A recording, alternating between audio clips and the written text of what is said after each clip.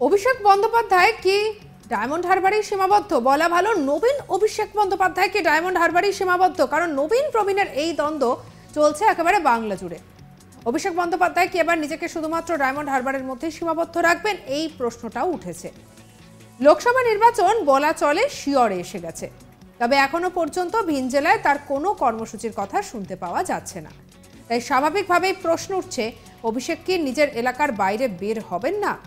রাজ্য রাজনীতি এখন সরগরম তৃণমূলের নবীন এবং এই প্রবীণের দ্বন্দ্ব নিয়ে। আর এর মধ্যেই দলের রাজ্য সভাপতি সুব্রত বক্সী জানিয়েছেন, লোকসভা নির্বাচনের আগে জেলা ভিত্তিক বৈঠকে বসতে চলেছেন তৃণমূলের শীর্ষ নেতৃত্ব। দলীয় নেতারা জেলায় জেলায় গিয়ে বৈঠক করবেন, মান অভিমান ভুলে গিয়ে একসঙ্গে কাজ করার বার্তা দিয়েছেন দলের রাজ্য সভাপতি। তিনি নিজেও ইতিমধ্যে বাঁকুড়া গিয়েছেন। আর এবার জানা যাচ্ছে যে অভিষেক বন্দ্যোপাধ্যায় চলতি সপ্তাহের শেষে নিজের এলাকায় যাবেন। ডায়মন্ড হারবারের বার্ধক্য ভাতা প্রদান অনুষ্ঠানে উপস্থিত থাকবেন। পুজোর পর ডায়মন্ড হারবার কেন্দ্রের উপভোক্তাদের জন্য বার্ধক্য বা বিধবা ভাতার ঘোষণা করেছিলেন অভিষেক বন্দ্যোপাধ্যায়। জানিয়েছিলেন, সরকারিভাবে জটিলতা থাকলেও ৭০,০০০ উপভোক্তার পাশে রয়েছেন তিনি। জানা যাচ্ছে সেই ভাতা প্রদান শুরু হবে রবিবারের অনুষ্ঠান থেকে। তবে এখনো পর্যন্ত ডায়মন্ড হারবার ছাড়া অভিষেক বন্দ্যোপাধ্যায়ের আর কোনো জেলায় কর্মসূচির কথা শোনা যায়নি। তাই স্বাভাবিকভাবেই জল্পনা তৈরি হচ্ছে, নিজের সাংসদ এলাকার বাইরে কি তাহলে অভিষেক বেরোবেন না? আর এই নিয়ে বর্তমানে তৈরি হয়েছে একাধিক রাজনৈতিক চর্চা। আমাদের কলিগ কৌশিকের পাঠানো একটি রিপোর্ট দেখাবো আপনাদের। আগামী রবিবার অভিষেক বন্দ্যোপাধ্যায় তার নিজের লোকসভা কেন্দ্র অর্থাৎ ডায়মন্ড হারবারে যাচ্ছেন। সেখানে গিয়ে মূলত বার্ধক্য ভাতা নিয়ে এবং বিধবা ভাতা নিয়ে তিনি বেশ কিছু কর্মসূচি গ্রহণ করেছেন। সেই কর্মসূচিগুলি প্রতিপালন করার জন্যেই এবং সেটাকে পালন করার জন্যেই এই লোকসভা নির্বাচনের আগে, যখন চারিদিকে লোকসভা নির্বাচনের দামামা বেজে গিয়েছে, ঠিক তারই প্রেক্ষিতে অভিষেক বন্দ্যোপাধ্যায় তিনি প্রথম যাচ্ছেন এবছর তার নতুন লোকসভা কেন্দ্রে অর্থাৎ ডায়মন্ড হারবারে। 2024 সালে এই প্রথম তিনি ডায়মন্ড হারবার লোকসভা কেন্দ্রে যাচ্ছেন। আসন্ন লোকসভা নির্বাচনের আগে যাতে তার লোকসভা কেন্দ্রের যারা ভোটার রয়েছেন তাদের মধ্যে যারা বার্ধক্য ভাতা, বিধবা ভাতা সহ রাজ্য সরকারের সামাজিক প্রকল্পগুলির সুযোগ সুবিধা পায়, তার জন্যেই কিন্তু অভিষেক বন্দ্যোপাধ্যায়ের ডায়মন্ড হারবারের এই নতুন কর্মসূচি। চলতি বছরের এই রবিবারে গিয়ে তিনি সেখানে মূলত ৭০,০০০ যে তার ভোটার রয়েছেন যারা বার্ধক্য ভাতা এবং বিধবা ভাতা এখনও পর্যন্ত পেয়ে ওঠেননি, সরকারি যে প্রক্রিয়া রয়েছে সেই প্রক্রিয়ার জটিলতার জন্য তারা এখনও পেয়ে ওঠেননি। এই না পেয়ে ওঠার জন্য অভিষেক বন্দ্যোপাধ্যায় তিনি নিজে সেই কাজটা তদারকি করছেন এবং তাদের পাশে রয়েছেন বলেও তিনি জানিয়েছেন। কাদের পাশে রয়েছেন? যারা বার্ধক্য ভাতা এবং বিধবা ভাতা পাবেন তাদের পাশে রয়েছেন।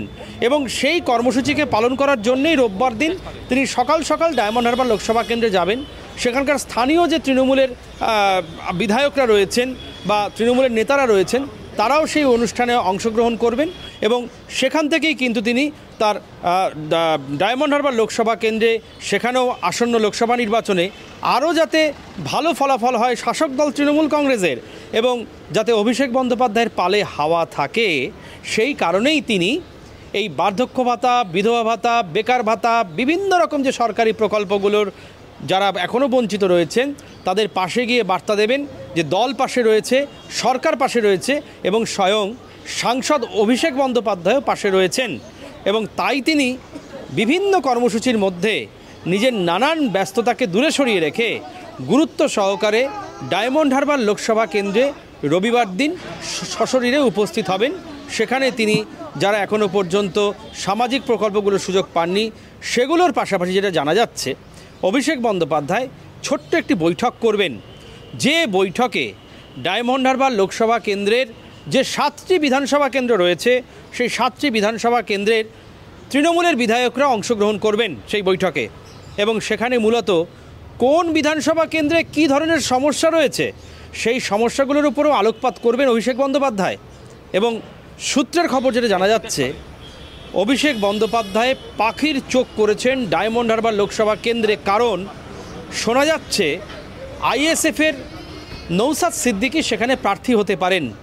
ডায়মন্ড হারবার লোকসভা কেন্দ্রটি সংখ্যালঘু অধ্যুষিত, যে কারণে আইএসএফের প্রার্থী নৌসাদ সিদ্দিকী সেখানে প্রার্থী হলে ডায়মন্ড হারবার লোকসভা কেন্দ্রে অভিষেক বন্দ্যোপাধ্যায়ের বেশ কিছু ভোট কমতে পারে, যাতে সংখ্যালঘু ভোটে কোনো রকম ধাক্কা না লাগে, যাতে সংখ্যালঘু ভোট কমে না যায়, সেই কারণে অভিষেক বন্দ্যোপাধ্যায় কিন্তু তার তুরুপের তাসটি খেলতে চলেছেন।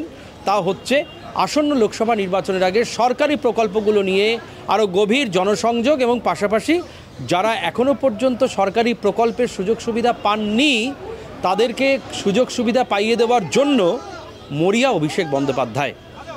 চলতি বছরের শুভেচ্ছা বিনিময়ের পাশাপাশি তিনি তার লোকসভা কেন্দ্রের অভিষেক বন্দ্যোপাধ্যায় লোকসভা কেন্দ্রে যাতে আইএসএফ, ইন্ডিয়ান সেকুলার ফ্রন্ট বা বিজেপি বা বামফ্রন্ট বা কংগ্রেস যে কোনো দলের প্রার্থী সেখানে দাঁড়িয়ে যাতে তৃণমূল কংগ্রেসের ভোট ব্যাংকে কোনো রকমভাবে চিহ্ন আঁচড় কাটতে না পারে, তার জন্যেই অভিষেক বন্দ্যোপাধ্যায় কিন্তু ফের তার ডায়মন্ড হারবার লোকসভা কেন্দ্রে আরেকবার ঝালিয়ে নিচ্ছেন তার জনপ্রিয়তা কতটা। সেই জনপ্রিয়তার জন্যেই রোববার দিন বলা হচ্ছে যে সরকারি কর্মসূচি এবং দলীয় কর্মসূচি, সেখানে তিনি যে 70,000, তিনি যেটা খুব গুরুত্বপূর্ণ, এবছর পুজোর পরে তিনি ঘোষণা করেছিলেন যে তার বিধানসভা কেন্দ্রের তার লোকসভা কেন্দ্রের 70,000 বয়স্ক মানুষ তারা সামাজিক প্রকল্পের সুবিধা পাচ্ছেন না। কেন পাচ্ছেন না সুবিধা তা সেটা দেখার জন্যে এবং সেই সুবিধা পাইয়ে দেওয়ার জন্যেই এই নতুন কর্মসূচি তিনি ঘোষণা করেছেন। তাদেরকে আলাদাভাবে টাকা দেওয়ার কথাও তিনি ঘোষণা করেছেন, সেটা দলীয়ভাবে তিনি দেবেন। পাশাপাশি এটাও বলার, ডায়মন্ড হারবার লোকসভা কেন্দ্রে অভিষেক বন্দ্যোপাধ্যায়ের জনপ্রিয়তা কিন্তু অটুট।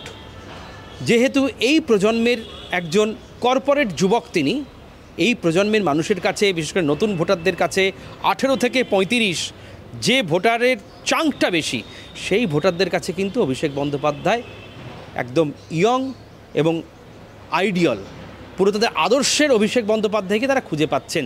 সেই কারণেই অভিষেক বন্দ্যোপাধ্যায়ের জনপ্রিয়তা এখনও যথেষ্ট বেশি ডায়মন্ড হারবার লোকসভা কেন্দ্রে।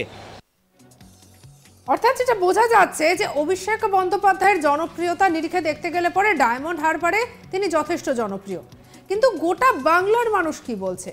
আর এদিকে অভিষেক বন্দ্যোপাধ্যায়কে নবীনের দলে যদি ফেলা হয় এবং প্রবীণের দলে যদি থাকেন মমতা বন্দ্যোপাধ্যায়, তাহলে এই দুজনের মধ্যে কি কোনো কি অন্তর্দ্বন্দ্ব বা কি কোনো মন কষাকষি চলছে? সেই খবরও সামনে এসেছে বারবার, এবং এই প্রসঙ্গগুলো টেনে নিয়ে বারবার বিরোধিতা করছে বিরোধীরা। বিশেষ করে লোকসভা ভোটের আগে যখন এই ধরনের খবর সামনে আসছে, তাহলে তৃণমূলের অন্দরের কি সমস্যাগুলো কি বারবার সামনে চলে আসছে না? আর এর এফেক্ট কি কোথাও গিয়ে লোকসভা ভোটেও পড়তে পারে, তার প্রসঙ্গটাও সামনে চলে আসছে। আর এদিকে অভিষেক বন্দ্যোপাধ্যায় তার যে জনপ্রিয়তা ডায়মন্ড হারবারে, এবারে সেই ডায়মন্ড হারবারে কি তাহলে তিনি সীমাবদ্ধ রাখছেন নিজেকে, এই প্রশ্নটা উঠেছে। সঙ্গে রাখুন আজ তাক বাংলাকে অন্যান্য খবর। পরবর্তী আপডেটের জন্য লাইক, কমেন্ট, শেয়ার, সাবস্ক্রাইব করতে ভুলবেন না। আমরা এখন রয়েছি হোয়াটসঅ্যাপেও, তাই ফলো করে নিন প্রতিটা মুহূর্তে আপডেট।